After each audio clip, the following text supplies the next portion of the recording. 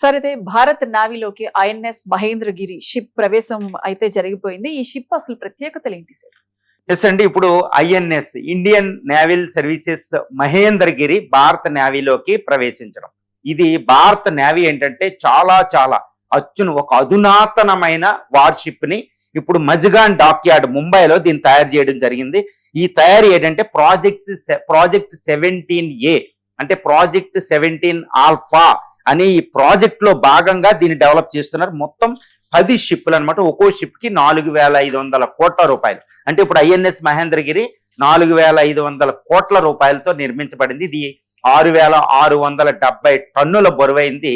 ఇది stealth frigate అంటే శత్రువుల రాడార్లకి చిక్కకుండా ఇది వెళుతుంది అనమాట. స్టెల్త్ ఫ్రిగేట్ అనే ఒక షిప్ కేటగిరీకి సంబంధించింది. ఇది 10,000 కిలోమీటర్ల పరిధిలోకి వెళుతూ ఉంటది అనమాట.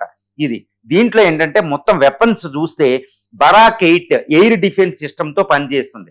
తర్వాత బ్రహ్మోసు క్షిపణులు అందులో ఉంటాయి ఎక్కువ, ఆల్మోస్ట్ ఒక డజన్ల కొద్ది.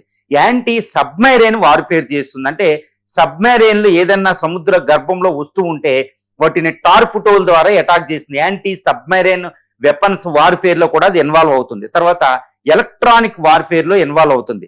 తర్వాత ఎయిర్ టు ఎయిర్ అంటే ల్యాండ్ అటాక్ మిసైల్స్ ను కూడా అది ప్రయోగించగలుగుతుంది. తర్వాత యాంటీ షిప్ వార్ఫేర్ లో కూడా అది ఇన్వాల్వ్ అవుతుంది. అంటే ఏంటి, ఒక మల్టీ పర్పస్ షిప్ అనమాట. ఒక అధునాతనమైన షిప్ గా, యుద్ధ షిప్ గా దీన్ని చెప్పవచ్చు. ఇలాంటి 10 భారతదేశం తయారు చేస్తుంది బ్లూ వాటర్ నేవీ అనే భాగంలో అనమాట. ఇది 28 నాట్స్ అంటే 56 కిలోమీటర్ల స్పీడ్ తోటి ఇది వెళ్తుంది. ఇందులో 250 మంది వరకే నావికులు, క్రూ మెంబర్స్ ఉంటారన్నమాట. ఇది ఇలాంటివి భారతదేశంలో ఇంకా రాబోతున్నాయి. దీన్ని ఏంటంటే నీలగిరి క్లాస్ స్టెల్త్ గైడెడ్ షిప్స్ అని పిలుస్తారన్నమాట. ఇప్పుడు ఇది భారతదేశంలో ఇండియన్ ఓషన్ లో భారత సెక్యూరిటీని చూస్తూ ఉంటుంది. ఇది చైనాకి చెక్ పెట్టడానికి అనమాట. అంటే ఇలాంటి 10 నీలగిరి క్లాసు, మహేంద్రగిరి, తర్వాత రీసెంట్ గా వచ్చిన సహ్యాద్రి, తర్వాత ఇలాంటి షిప్లన్నీ ఏంటంటే చాలా అత్యంత అధునాతనం అనమాట. ప్రపంచంలో ఏ మహాసముద్రానికని వెంటగలిగితే, కాకపోతే ఇది భారతదేశం ఏంటంటే ఇండియన్ ఓషన్ లో ఇటు అరేబియా, బే ఆఫ్ బెంగాల్ ఈ ప్రాంతంలో against China, against Indian adversaries, భారత శత్రువులకి ఎగినెస్ట్ గా దీన్ని మోహరిస్తున్నారు.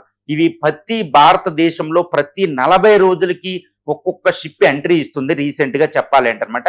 ఇది ఇండియన్ నేవీని బ్లూ వాటర్ నేవీ అంటే ప్రపంచంలో ఎక్కడైనా యుద్ధం చేసే స్థితిలో భారత నేవీని నిలిపే విధంగా ఈ ప్రాజెక్ట్ 17 ఈ ఏ ఆల్ఫాలో భాగంగా ఈ ఫ్రిగేట్స్ ని మజ్గాన్ డాక్ యార్డ్, తర్వాత ఇటు కలకట్టా, ఇటు కొచ్చిన్, ఇటు వైజాగ్ షిప్ యార్డ్ లో వీటన్నిటి నిర్మాణం కొనసాగుతుంది.